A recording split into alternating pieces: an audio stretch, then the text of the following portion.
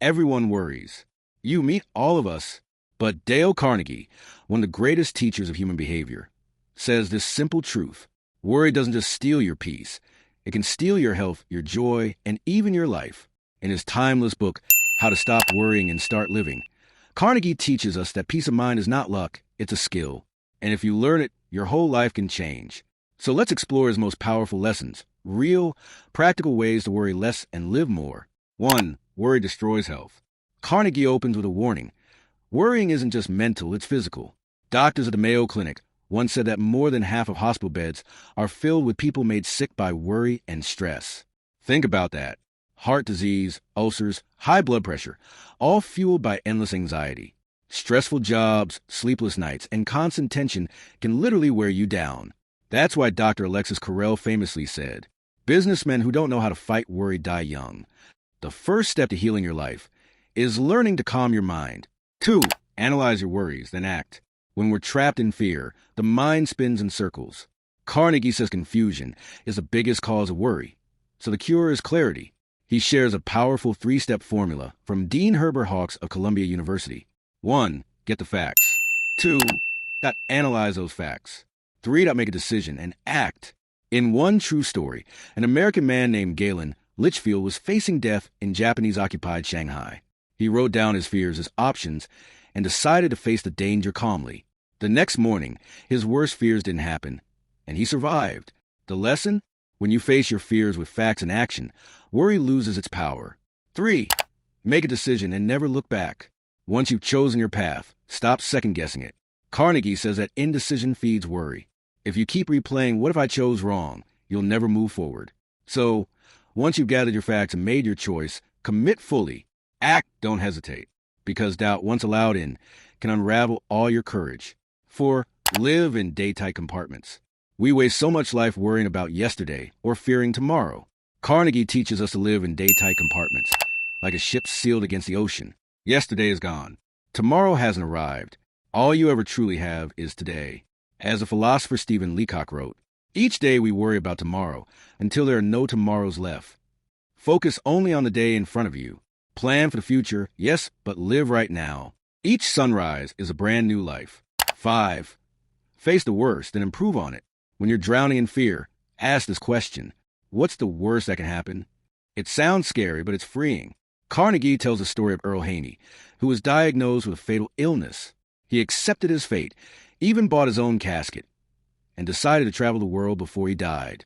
He lived with joy, and by the time he returned home, he had healed completely. Acceptance creates peace. When you make peace with the worst, your mind becomes calm, and only then can you start to make it better. The next topic is a very strong method that will help you manage the stress and worry. But before I reveal that, if you learned something from this video, hit that like button, subscribe, and let me know in the comments, have you taken a deep breath today? 6. Use a stop-loss order for worry. Just like investors protect themselves from losses, you must protect your mind. Carnegie suggests a mental stop-loss order. If you're worried about something, a fight, a failure, a mistake, set a time limit. Give a few hours or a day, then let it go. There's no point in investing emotional energy into things you can't change. As Abraham Lincoln said, "I never found benefit in quarreling." Forgive, release, and move forward. 7. Act and think happy. Here's one of Carnegie's simplest truths. You don't have to feel happy to act happy. Smile, sit up straight, speak kindly. When you act cheerful, your emotions eventually follow. This isn't fake, it's neuroscience. William James, the great psychologist, said, "We don't sing because we're happy because we sing." Your thoughts and your actions feed each other. So every time you smile through stress, you're training your brain to be resilient. 8. Don't expect gratitude. Give for the joy of giving. Have you ever helped someone and felt hurt when they didn't thank you? Carnegie says that's a dangerous trap. He reminds us, people are often forgetful, distracted, and self-centered, but that's human nature. Marcus Aurelius wrote, "Every day I will meet ungrateful people, but I will not be surprised." So instead of expecting thanks, find joy in the act itself. Give because it's who you are, not because you want praise. Gratitude feels best when it comes from your own heart. 9. Be yourself. Carnegie says one of life's biggest sources of unhappiness is trying to be someone else. You are unique, statistically one in hundreds of trillions. Why waste that gift comparing yourself to others? When you imitate, you erase your potential. When you accept yourself, you unlock it. As psychologist William James said, most people use only 10% of their potential because they're too busy trying to fit in. Don't copy others.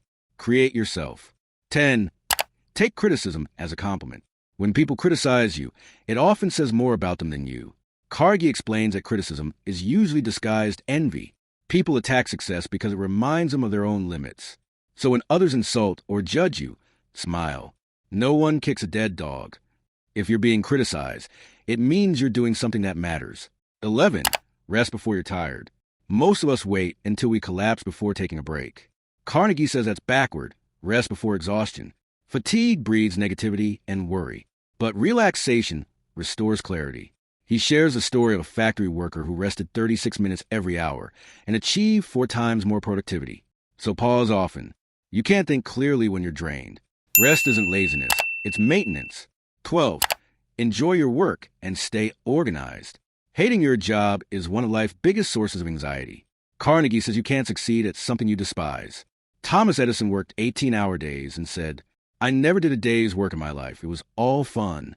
Love what you do, or organize it so it becomes enjoyable. A messy desk, unfinished tasks, and chaos create worry. Handle small things immediately, and peace will follow. Order your space, and your mind will follow suit. Final lesson, start living. Carnegie's message is simple. You can't change yesterday, and you can't control tomorrow. But you can live today calmly, confidently, and fully. So when worry comes, ask yourself, what's the worst that can happen? Can I improve on it? And is it worth my peace of mind? Then smile, breathe, and let it go. Because life is far too short to waste and worry.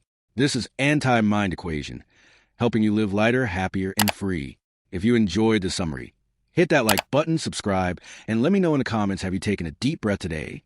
Thanks for watching, and remember, you can't change yesterday and you can't control tomorrow. So live in present.